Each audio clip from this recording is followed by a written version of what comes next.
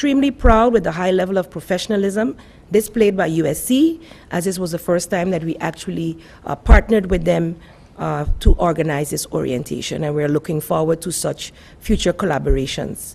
We'd like to thank all involved who assisted in getting the students prepared and the initial startup activities and transition process, which was quite successful. A team of 4 guidance counselors is also directly connected to study financing, and they are Ms. Clara Brown James, Mrs. Clara Brown James, Ms. Roxyumara Richardson, Ms. Aviera Archangel, and Ms. Letitia Flanders. So these are the 4 guidance counselors that will continue to guide our first and second year students as they continue to pursue their studies in the Netherlands. In Tallahassee, we also have an organization with the Tallahassee St. Martin Foundation. They also hosted a ceremony for the 9 new study financing recipients, and a team of 2 guidance counselors are busy there preparing and guiding the students, Ms. Edwina Jacobs and Ms. Jacqueline Rumu Carty. So I'd like to thank all who are making it possible. Of course, we do not have such associations in every U.S. city or in every state or island, but most of the colleges also have their own guidance and counseling services and international student and Caribbean student services, which fully assist our children in the transition. I would also like to announce that we have continued with the NEPA study allowance for students attending the NEPA as well. The application period has begun, and students who meet the following criteria are encouraged to apply before January 31st, 2018. They should be at least 17 to 25 years old, in possession of the Dutch nationality, and registered at the civil registry for at least 5 years preceding the request. Of course, the required documents, etc., that they would need to find is a whole list, which I won't go into here, but the information can be found on our website, www.studyfinancing.sx, or you can email info@studyfinancing.sx, and telephone number 542-5497. You can also find information on Studying in the Region project, which is financed by the Dutch Ministry of Education, Culture and Science, OCW. The main objective of this project is to provide eligible candidates who did not meet the academic or residency requirements to obtain regular study financing the opportunity to qualify for funding for maximum 2 years to start to pursue tertiary education locally on St. Martin or in the region. Candidates are required to transition, however, to regular study financing after 1 or 2 years to be able to complete their studies. So these students who are desirous of applying for the Studying in the Region financing are invited to also visit the same website on the SIDR project. More information, of course, can be found on the website, and the deadline for submission is September 29th, 2017. No applications will be accepted after that date. The exam division also would like to let the public know about LUNS examen registrations, which begin on the 1st of September and will end on the 29th, from 1 to 4 p.m. at the Division of Exams at the Brooks Towers. There is also more information pertaining to students who will be eligible to take these, and that information we will post on our website and in the media, in the print media, as it is very detailed. Also, the sale of past FBE exams will continue at 50 guilders, and several years are available for sale. So all this information will be printed, will be put out there for print, because it is quite information intensive, and I thank you for your information thus far. And we invite you to join us for our next edition of Inside Government, where Cedric Peterson speaks to meteorologists Joseph Isaac and Cheryl LeBlanc, an insight into weather. Tune in September 1st to 7th on this channel.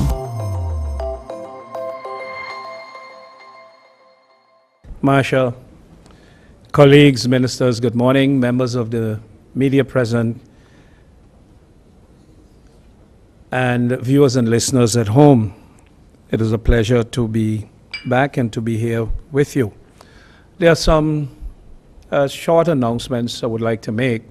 One of them is that the move to this new government building by the civil registry, the census office, has been quietly taking place. Those who visit the building over the past couple of months would have seen the spaces being put in on the bottom floor when you enter to the right. That's where the civil registry would be. The transition from the old building to here has been taking place quietly, and over the weekend the entire staff will be relocated over here. So as of Monday, actually, nobody would need to go to the old building by the receiver if they want to visit the civil registry for things like registrations, registration paper, passports, driver's license, ID, and the sorts. That will take place effective Monday.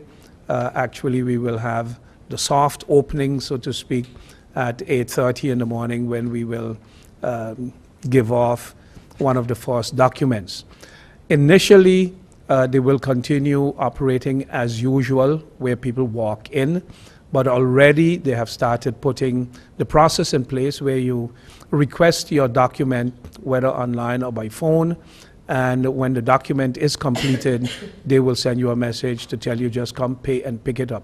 So no longer would you have to come and sit and wait in line, and then to go up to a window to process, and then for them to still tell you come back Tuesday, Wednesday, or Thursday. So you request it, when it's ready, you come, pay, take your document, and leave. So I won't provide all the details, so to speak, as yet, but just to let you know that on Monday we will be moving to this side of the wall. The Department of DECOM, in collaboration with the University of St. Martin, had started the series of the Law Matters to You. They have been well attended. They have been very interactive over the past couple of months that they have been held. And the 5th lecture will be held on September 12th, upcoming. I think that is a Tuesday. Yes. Tuesday, September 12th, at the University of St. Martin at 7 p.m. in room 202. You know, one would ask, well, where's room 202? You go upstairs and you will run into room 202 because it will be a packed room if you arrive late. The lecture starts at 7, and the lecturer for this event should draw quite some attention, I believe, is none other than the chair of the Constitutional Court, Judge Bob Witt, who is definitely no stranger to St. Martin and no stranger to the Kingdom, and by extension the Caribbean. He will be lecturing on constitutional law and will specifically be addressing the areas of constitutional court and the kingdom structure.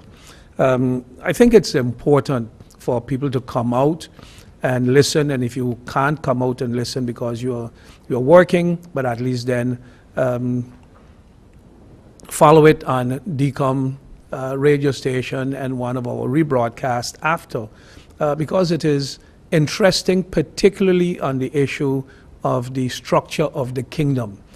Personally, one of the questions, I've been raising is sort of a rhetorical question in some of the discussions and arguments and fights that we've been having, in terms of what are we? Are we a kingdom made up of one country and 6 colonies? Do we have one country, 3 autonomous countries, and the best islands? No, when we look at the Kingdom Charter, it does not speak of no autonomous countries. The Kingdom Charter speaks about 4 countries in the kingdom, 4 countries. So St. Martin is one of those 4 countries, and the approach, probably interpretation by some as to who is more country or who's lesser country in this kingdom, is creating some of the tensions that we are having, I think, going forward. We hope that with the formation of the new government in the Netherlands, that some of these things will become things and issues of the past. Usually, I reserve the politics for the parliament, where politicians, members of parliament, call ministers to parliament to have a debate, or government goes there to present a law, government goes there to present changes to a law, and then a debate takes place. And of course, where you have politicians, you expect politics to be played. Recently, I was in Parliament, and we were talking about the developments as far as the Integrity Chamber is concerned, and those in the media can recall the questions and concerns, so to speak, raised by the Member of Parliament, Claret Connor. But when it came to answering, he knew what was coming his way. He couldn't stand the pressure, and he literally ran out of the Parliament building. Today, rather when coming back to the island over the weekend, I happened to listen to, I think it was a rebroadcast, I don't know if it was, but I listened to him on a press briefing where he had concerns about 3 issues. And I did not hear it all. I saw the headline yesterday and did not get to read the papers on it really, but apparently his concern was the Integrity Chamber, and he's trying to reiterate his position that, the Prime Minister was vehemently against and now is the biggest promoter of it, which is absolutely not true. And anybody who was in the meeting of Parliament and listened to the presentation that I made and listened to the responses that they've gotten, but also who have followed the entire debate on this matter would know that it is the UP party more than anything else that had flip-flopped on the issue of the Integrity Chamber. They have St. Martin in the bind we are in today with the Dutch. It is their minister at the time who signed. It is with the approval of their party leader, Theo Heiliger, that this all was done. And when it came to a vote in Parliament, even though they had proposed a number of changes, their faction, they never see to it that those changes were taken up in the draft law. And when it came to a vote, they voted for it as is where it was. The faction of the National Alliance had voted against then. I was in opposition. I voted against, and I didn't vote against because I was in opposition. I voted against because I am against the manner in which they had negotiated the protocol with the Dutch. The biggest integrity breach was to sign a document in which the governments bind Parliament to accept a document that the 2 governments had agreed to. The right to establish laws in this country, in the kingdom, belong to Parliament. It doesn't belong to the ministers. It doesn't belong to the Dutch Second Chamber. It doesn't belong to any Dutch minister. The right to establish St. Martin laws belong to the Parliament of St. Martin, and they are duly elected by the people of St. Martin. And not only that, they have taken an oath to vote their conscience. And what this agreement basically said and did was sideline members of Parliament and force them to vote the conscience of the minister in The Hague along with his advisors and what was agreed upon by the minister in St. Martin. To that, today, as Prime Minister, whether I'm in Parliament or not, and if I become private citizen, William Island, tomorrow morning, I will still remain on the same position. So MP Claret Connor can call press briefings and try to muddle the waters and try to blurry things, but it remains the way it is. On going forward in terms of where are we, in the court ruling, in the ruling rather by the Council of State, it was decided that no quartermaster will be appointed neither by the Dutch nor St. Martin. The negotiations or the discussions won't take place between the governments, but highly placed civil servants. So our civil servants drafted the law for St. Martin, and they submitted it to their counterparts in The Hague, who have responded, shared their concerns, and as far as we are concerned, the process is now moving forward. As I said, I just got back, and I will be discussing with the SG how far we are. As soon as that part of the process is completed, it should be coming to the Council of Ministers soon for the Council of Ministers to establish and submit to the governor, for the governor to submit it to Parliament, for the Parliament of St. Martin to begin, the Council of Advice and then to Parliament, so that the Parliament can begin their debate. What has been missing in the past with this entire approach is that the responsibility to establish a law belong to Parliament. Sometimes you would hear members of Parliament, let's say, criticize government over something, but at the end of the day, if, for instance, you are not happy with the funding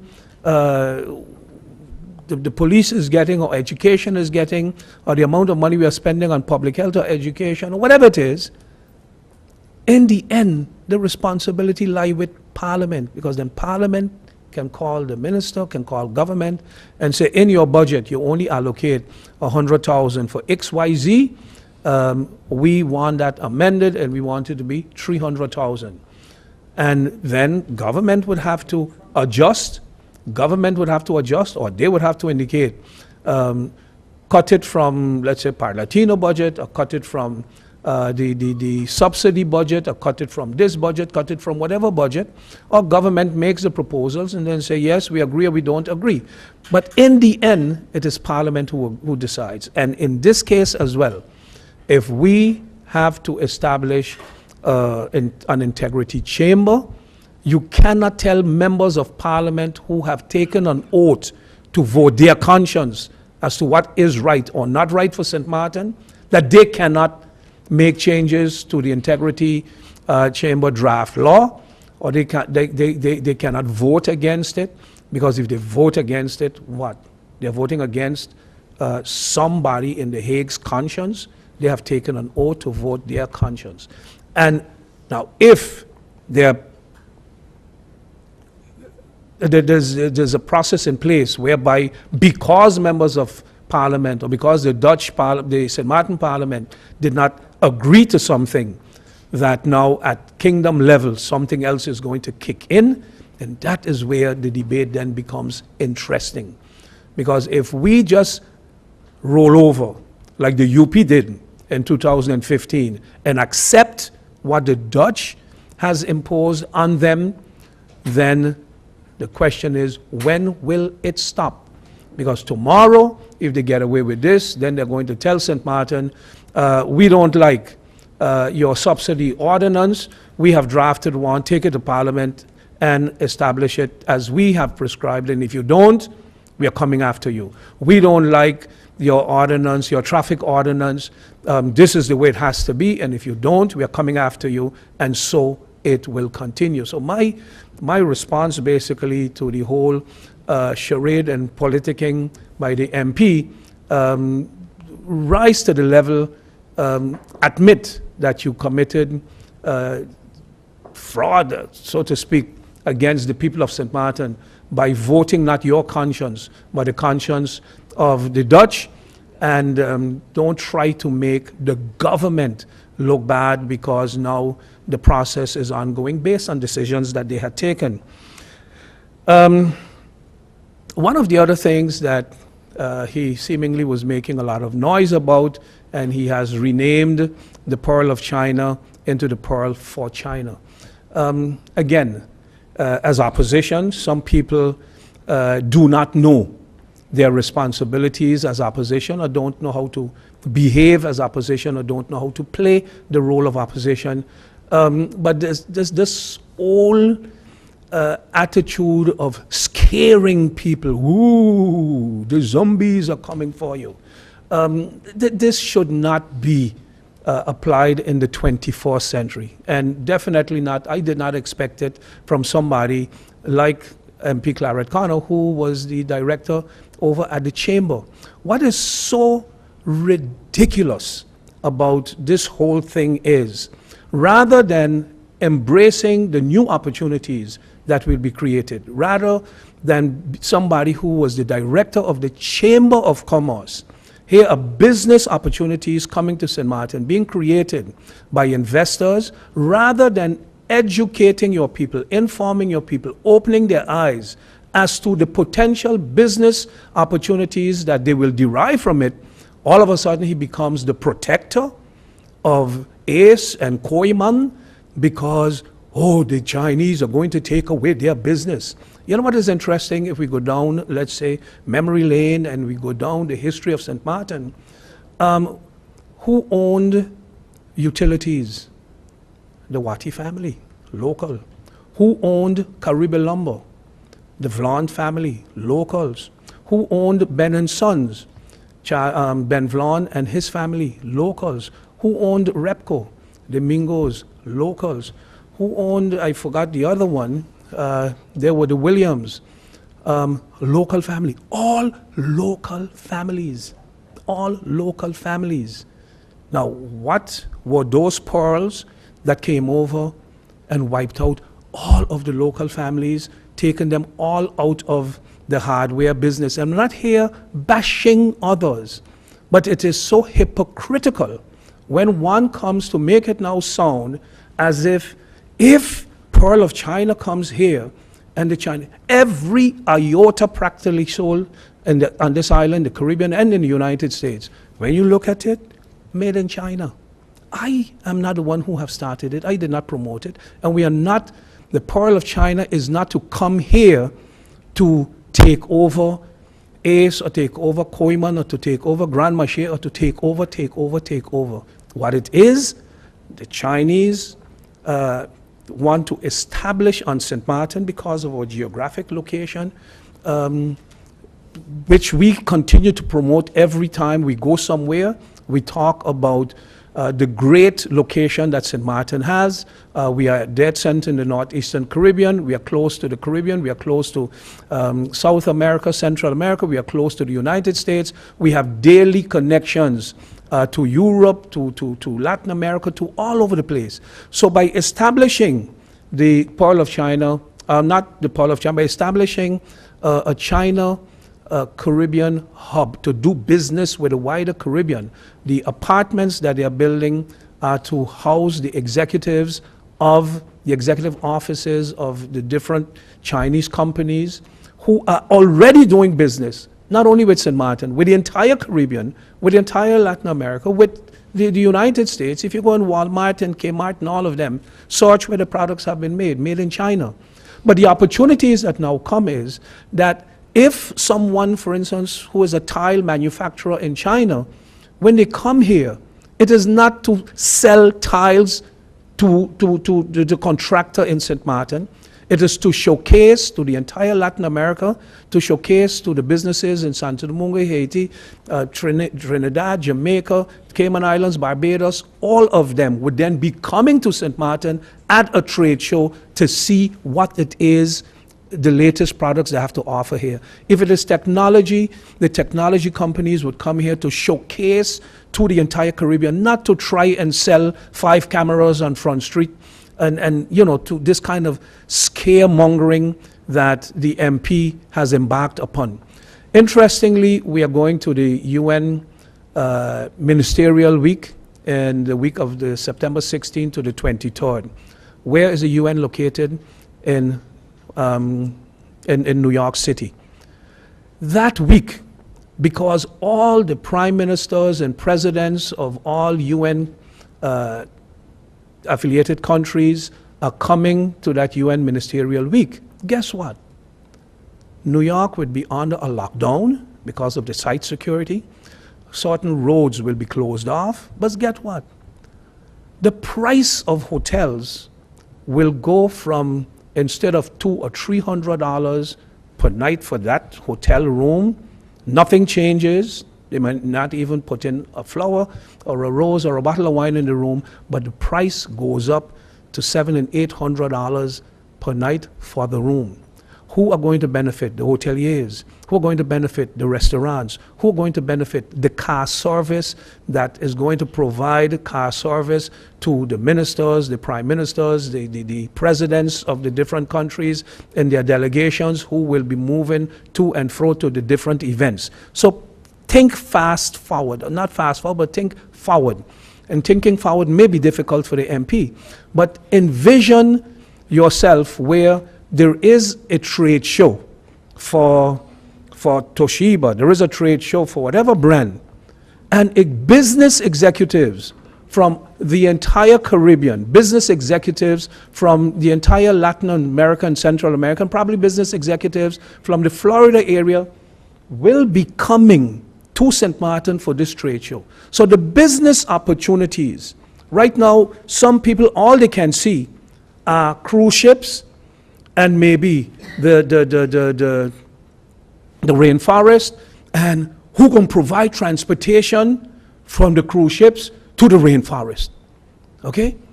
Some people cannot see beyond. Yes, it created opportunities. There's a restaurant that will be up at the top, okay? Opportunities were created for a local business to get a dig in and have a restaurant up there.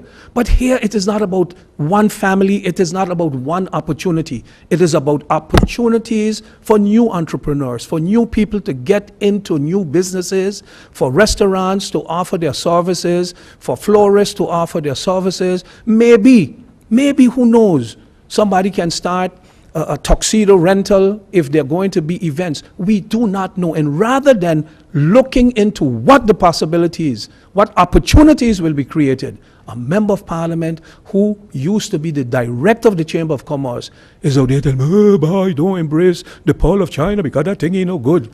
In the meantime, I'm sure some very close to him already talking to the executives of the Pearl of China to find out what business opportunities lie in it for them. And they're blindfolding you. Don't look at what opportunities are coming there, but criticize the government who is supporting this, because probably if an election is held in 2020, we might get some mileage out of it.